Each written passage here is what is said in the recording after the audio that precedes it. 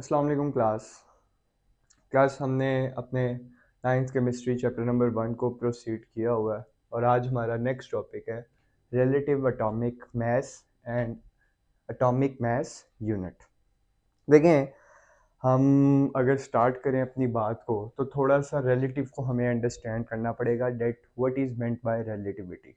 Relativity किस चीज़ को कहते हैं? अच्छा, आपने हमेशा याद रखना है, जब भी रिलेटिव का वर्ड आएगा या कंपैरिजन का वर्ड आएगा तो वो हमेशा दो चीज़ों के दरमियान होगा। ठीक है, रिलेटिविटी होगी वो दो चीज़ों के दरमियान रिलेटिव होगी, कंपैरिजन होगा वो दो चीज़ों के दरमियान कंपैरिजन होगा। मैं बहुत सिंपल सी एग्जांपल लेके आपको चलता हूँ। देखें, आप बाजार जाते हैं, ठीक है, और जो शॉपकीपर है उसे आप कहते हैं कि जी आप ऐसा करें, हमें 1 किलोग्राम शुगर दे दें, तो वो आपको ऐसे ही नहीं दे देगा। वो क्या करेगा, उसके पास एक जो है वो तराजू टाइप जिसको आप कहते हैं, ठीक है, पुराने दौरों में जो होता, अब तो डिजिटल आ गए हैं, पुराने दौरों में ये होता था कि एक साइड पे वो क्या रखता है, 1 किलोग्राम का वॉट रखेगा और एक साइड पे वो 1 किलोग्राम शुगर डालना स्टार्ट करेगा। बात ज़रा लग रही है समझ में क्या कह रहा हूँ? वो आपको शुगर ऐसे नहीं देगा। 1 किलोग्राम अगर आपको चीनी चाहिए तो वो एक साइड पे 1 किलोग्राम का क्या रखेगा, वॉट रखेगा और एक साइड पे वो चीनी डालता जाएगा।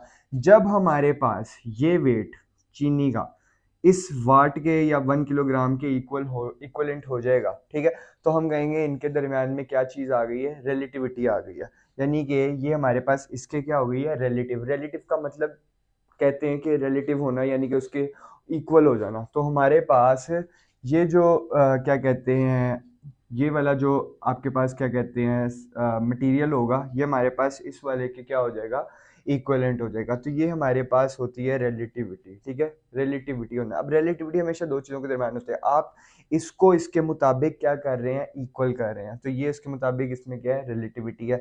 या आप इसको इसके मुताबिक क्या कर रहे हैं, इक्वल कर रहे हैं, तो आप इन दोनों के दरमियान में क्या कर रहे हैं, एक कंपैरिजन कर रहे हैं। इज इट क्लियर मैं क्या कहना चाह रहा हूँ? अच्छा, अब अगर हम ज़रा आगे लेके चलें, अपनी बात को अंडरस्टैंड करें। देखें, हमारे पास जो था पहले के दौर में, होता क्या था कि एटॉमिक मासेस या जितने भी हमारे पास एटम्स थे उनको सबसे पहले हाइड्रोजन के साथ जो है वो रिलेट किया जाता था। और हाइड्रोजन का उस वक्त जो कैलकुलेटेड मास था वो कितना था, 1.008 ग्राम। बात लग रही है समझ में क्या कह रहा हूँ? हमारे पास हाइड्रोजन का जो एटॉमिक मास था वो था 1.008 ग्राम। अब किसी और एटम को हाइड्रोजन के साथ रिलेट करना बड़ी मुश्किलात आ रही थी इसमें। क्यों? एक तो ये ग्राम है यानी कि नहायत ही स्मॉल यूनिट है। इसके अलावा हमारे पास हाइड्रोजन, आप जानते हैं कि ये हमारे पास एक्चुअली क्या है, एक गैस है। तो पीरियोडिक टेबल में तो हमारे पास सॉलिड्स भी हैं, लिक्विड्स भी हैं, तो हम उसको गैस के साथ कैसे कंपैरिजन में ला सकते हैं? ये कोई सेंस नहीं बनती थी। तो हाइड्रोजन जो है उसको आप कह लें कि निगलेक्ट कर दिया गया था, इसके ऊपर वर्किंग छोड़ दी गई थी। फिर हमारे पास साइंटिस्ट ने एक स्टैंडर्ड एटम निकाला या एक स्टैंडर्ड एलिमेंट का इंतखाब किया, that is known as carbon. अब कार्बन के हमारे पास नेचर में तीन तरह के आइसोटोप्स होते हैं, 6C12, हमारे पास 6C13 एंड 6C14। अब उन्होंने इसमें से भी कौन सा वाला इस्तेमाल किया, उन्होंने इसमें से भी इस्तेमाल किया 6C12 वाला। क्यों 6C12 वाला इस्तेमाल किया? पहली वजह तो ये थी कि ये बहुत ज़्यादा अबंडेंस अमाउंट में था, यानी कि वाफर मिकदार में था। और दूसरी वजह ये थी कि ये बहुत ही ज़्यादा क्या था, स्टेबल था एज़ कम्पेयर टू अदर्स। जबकि ये जो रिमेनिंग टू थे ये हमारे पास आप कह लें एक तो अबंडेंस में अमाउंट में भी नहीं थे और स्टेबल भी नहीं थे, नॉट स्टेबल। ये जो C12 वाला हमारे पास है ये हमारे पास तकरीबन नेचर में 98.9% प्रेजेंट होता है, जबकि रिमेनिंग हमारे पास 1.1% कौन प्रेजेंट होता है, 6C13 एंड 6C14। तो देखें आप, ज़्यादा ये ज़्यादा है कि ये ज़्यादा है? अंडरस्टूड सी बात है, ये ज़्यादा है। तो साइंटिस्ट ने C12 वाले कार्बन का इंतखाब किया। अच्छा, ये बात हो गई क्लियर। आगे अगर प्रोसीड करें, देखें हमारे पास रिलेटिव एटॉमिक मास हमारा टॉपिक है। अब हम आते हैं अपने टॉपिक की तरफ। देखिए मैंने टॉपिक में क्या लिखा है, mass of an atom of an element. हमारे पास एलिमेंट आप जानते हैं वो एटम से मिलके बने हैं, उनका जितना भी मास है हमने कंपेयर करना है किसके साथ, 1/12 पार्ट ऑफ कार्बन 12 एटम। जरा समझें इस बात को। आइसोटॉप्स 3 है, 6C12, 6C13, 6C14, हमने कौन सा लिया है, C12 वाला। और C12 का भी आपने कितनवा हिस्सा लेना है, 12वां हिस्सा लेना है, यानी कि उसका 12वां हिस्सा, 1/12 पार्ट ऑफ कार्बन 12 एटम। उसके साथ हमने उसको कंपैरिजन करना है किसी भी एटम को। अच्छा, अब मैं आपको ये बात समझा देता हूँ, एक्चुअली प्रैक्टिकल लाइफ में ये बात एग्जिस्ट नहीं करती, या आप सिर्फ हाइपोथेटिकली या इमेजिनेशन में सिर्फ कंसीडरेशन कर सकते हैं। एक्चुअली ये बात प्रैक्टिकल लाइफ में एग्जिस्ट नहीं करती, ऐसा पॉसिबल नहीं है। तो आपने इसकी तरफ नहीं जाना, मैं आपको सिर्फ हाइपोथेटिकली समझा देता हूँ अभी कि ये होता कैसे है, ठीक है। अच्छा, अब क्योंकि ये हमारे पास एटम्स है, तो इनको साइंटिस्ट ने कहा कि अच्छा, इनको किसी ना किसी यूनिट्स में भी एक्सप्रेस करना चाहिए, जैसे फिजिक्स की कुछ क्वांटिटीज होती हैं, अब उनको ऐसे यूनिट्स में एक्सप्रेस करते हैं। इसी तरह इनको भी किसी यूनिट के रिक्वायर्ड था एक्सप्रेस करने के लिए, तो वो यूनिट किस नाम से था, एटॉमिक मास यूनिट के नाम से। तो हम उनको एटॉमिक मास यूनिट में रिप्रेजेंट करते थे, AMU।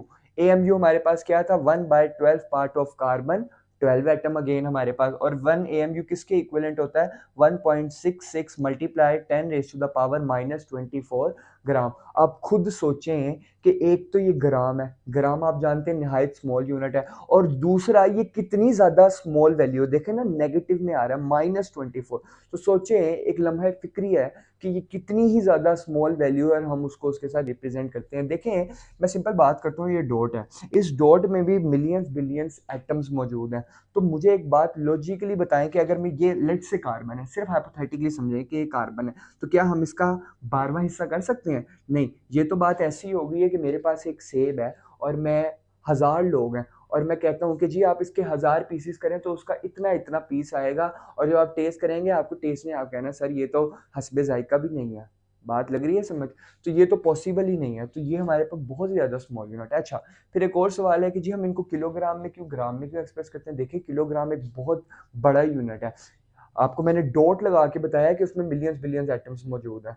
तो kilogram is too big unit for expressing the elements of atoms. तो हमारे पास AMU को हम सिंपल ग्राम में रिप्रेजेंट करते हैं, और पावर क्या है, 1.66 मल्टीप्लाई 10⁻⁻24। अच्छा, अब हमारे पास देखें, मैंने आपको बता दिया कि एक्चुअली प्रैक्टिकल लाइफ में बात एग्जिस्ट नहीं करती, लेकिन सिर्फ हाइपोथेटिकली आपको समझाने के लिए हम एक स्टैंडर्ड स्केल बना लेते हैं। लेकिन हम एक स्केल बनाते थे,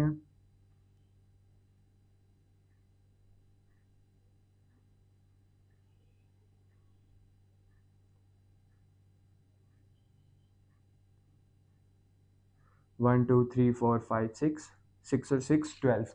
ये मैंने कार्बन के 12 हिस्से बना लिए। अब आपने कार्बन का भी कितनवा हिस्सा लेना है, 12वां हिस्सा लेना है।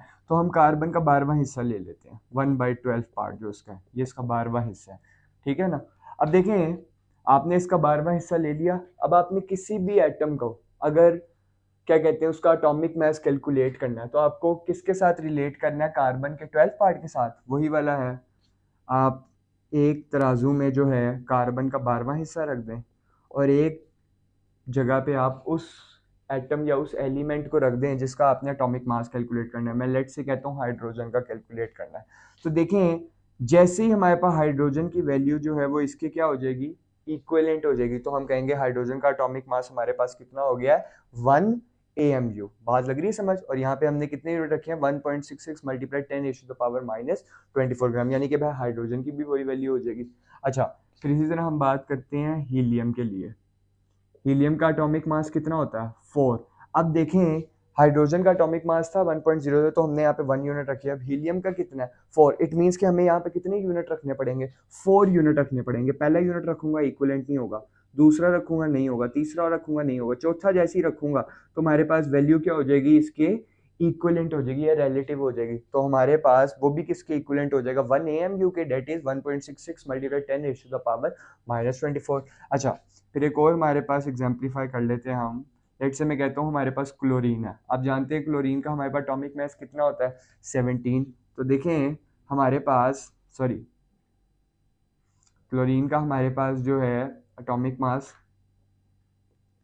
35 है, 35.5।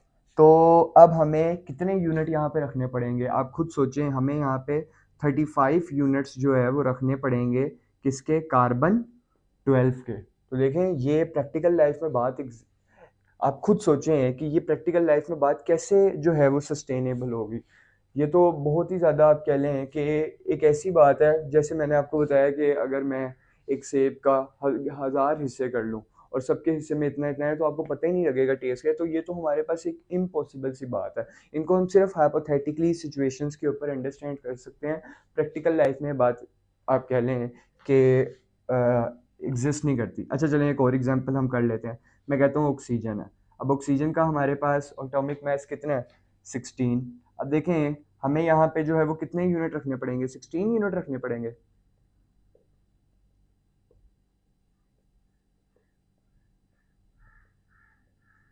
ये लें 16 यूनिट रखेंगे। जैसे ही 16 यूनिट रखूँगा इसकी वैल्यू इसके क्या हो जाएगी, इक्वलेंट हो जाएगी। और वो क्या होगा, 1 AMU, that is 1.66 multiply 10⁻⁻24 gram. So it's all about relative atomic mass.